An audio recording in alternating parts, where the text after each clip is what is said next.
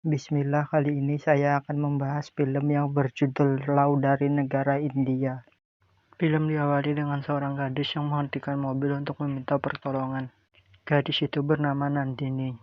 Nandini meminta tolong kepada pemilik mobil untuk membawanya ke kantor polisi. Sesampainya di kantor polisi, Nandini melaporkan bahwa dia sudah diperkosa oleh 3 orang penjahat. Namun polisi yang menerima laporannya malah menyalahkan dia karena keluar terlalu larut malam.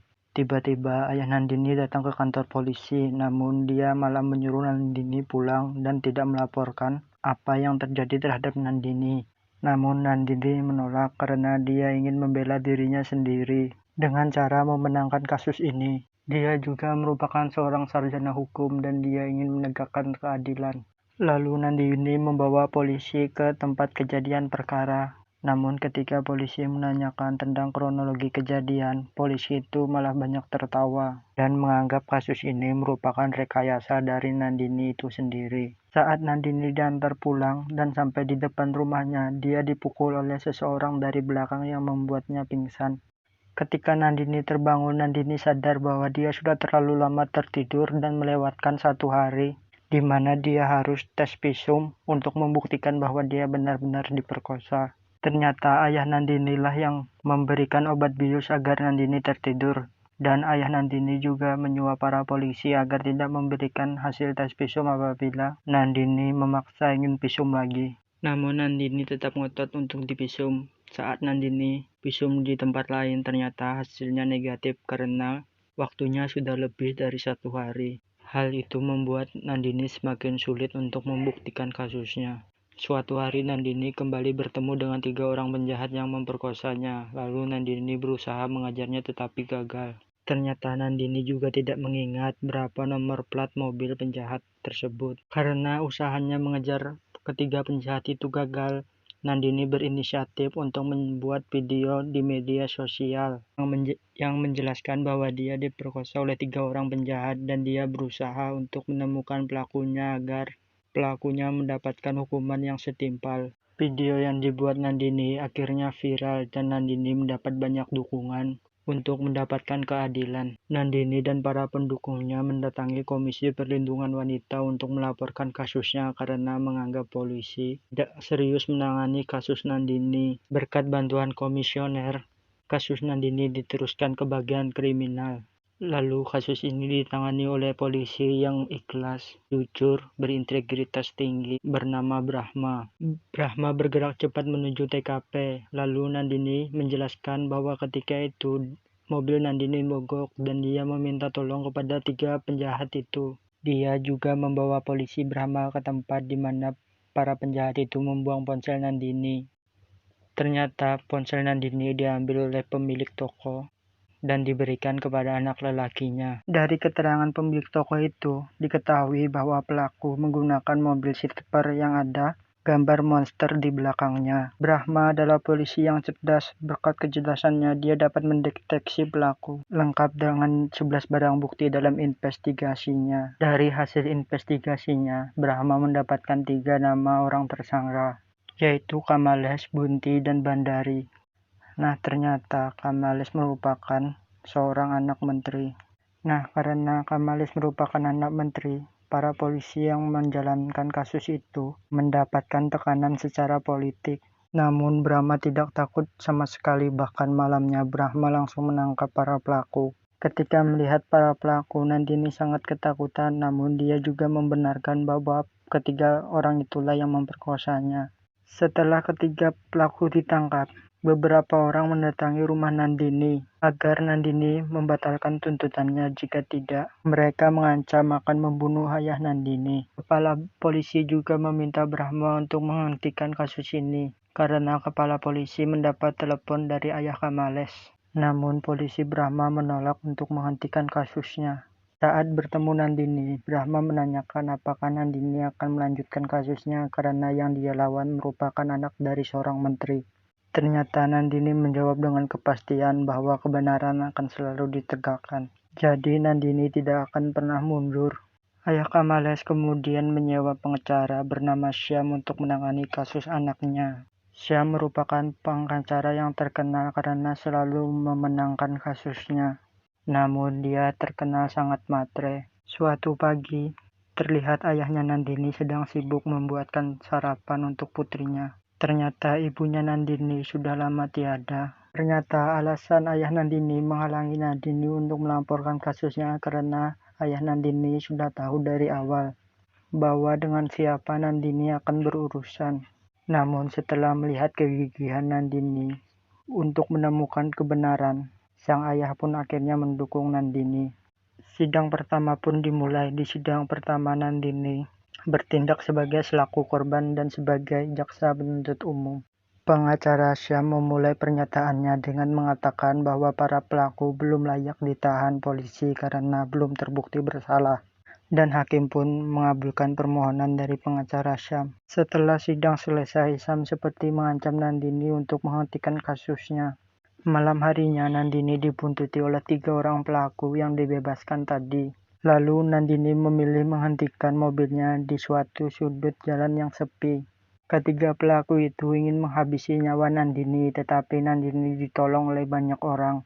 Karena saat Nandini dikejar oleh mereka, Nandini menayangkan siaran langsung di media sosial dan orang-orang mengetahui itu. Para pelaku akhirnya dikejar oleh massa. Beruntung mereka bertiga selamat. Saat hakim melihat video siaran langsung tersebut, hakim membuat keputusan untuk menahan para pelaku kembali karena dianggap bisa membahayakan korban lagi. Ternyata saat ini para pelaku tidak mengingat bahwa mereka pernah memperkosa Nandini. Menurut polisi Brahma, ada 2 kemungkinan untuk itu. Pertama, karena mereka semua mabuk, atau karena mereka sudah banyak menghancurkan kehidupan para gadis. Dan kemungkinan kedua adalah pemerkosaan itu belum terjadi. Di pengadilan, pengacara Syam menuduh Nandini membuat kasus palsu hanya demi publisitas semata. Laporan visum menyatakan bahwa hasil visum negatif dan pengacara Syam meminta kasus ini dibatalkan. Namun, sesaat sebelum hakim membuat keputusan, Nandini meminta sidang untuk dihentikan sementara karena ia belum makan sedari pagi hari.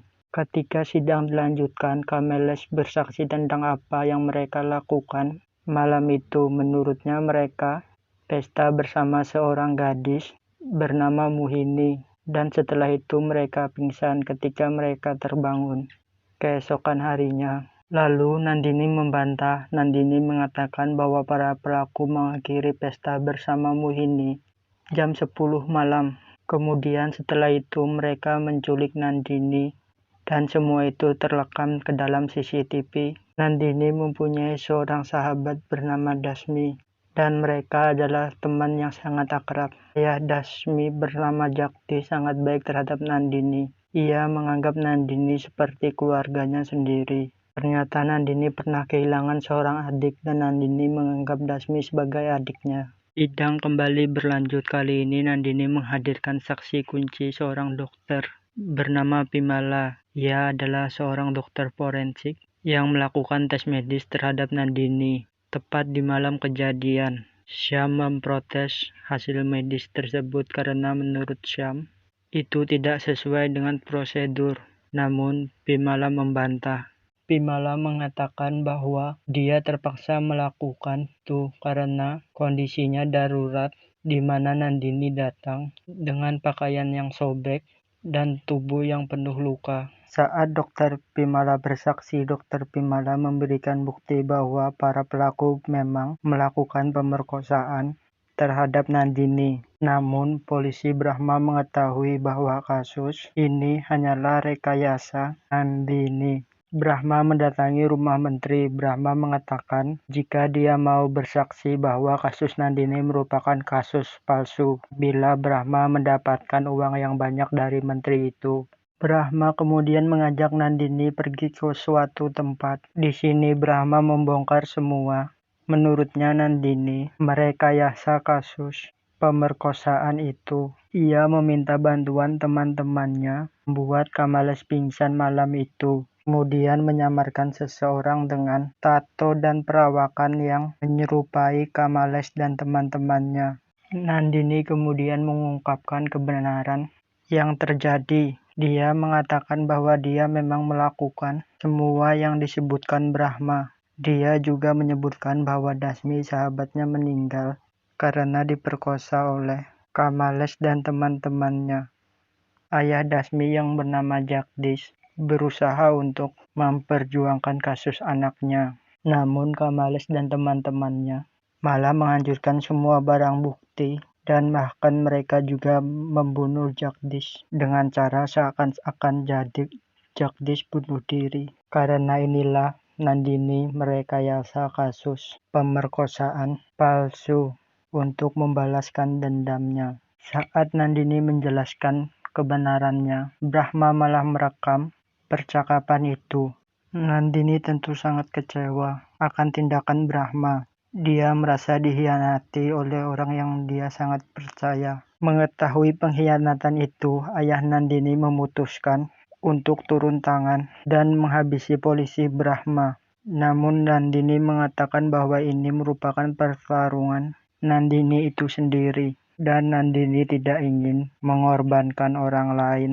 Ketika persidangan berlanjut, pengacara Syam mendatangkan saksi kunci yaitu polisi Brahma. Saat polisi Brahma yang dikenal jujur memberikan kesaksiannya, Nandini mengeluarkan sepucuk pistol. Dari tasnya dia bersiap-siap untuk menembak Brahma. Namun secara mengejutkan, Brahma bersaksi bahwa Kamales dan teman-temannya memang melakukan pemerkosaan terhadap Nandini. Bahkan polisi Brahma menambahkan bukti lain yang memberatkan Kamales dan teman-temannya. Pengacara Syam terkejut akan hal ini. Ketika sidang dijeda, Nandini mengucapkan terima kasih kepada polisi Brahma. Dan Brahma mengatakan bahwa ia melakukan itu karena ia menghargai niat mulia Nandini untuk mencari keadilan bagi Dasmi dan orang tuanya. Film ini ditutup dengan adegan di mana hakim memberikan keputusan akhir hukuman mati terhadap 3 pelaku karena didakwa melakukan pemerkosaan dan percobaan pembunuhan. Alhamdulillah film Law sudah selesai saya jelaskan. Mohon maaf masih banyak kesalahan yang saya lakukan.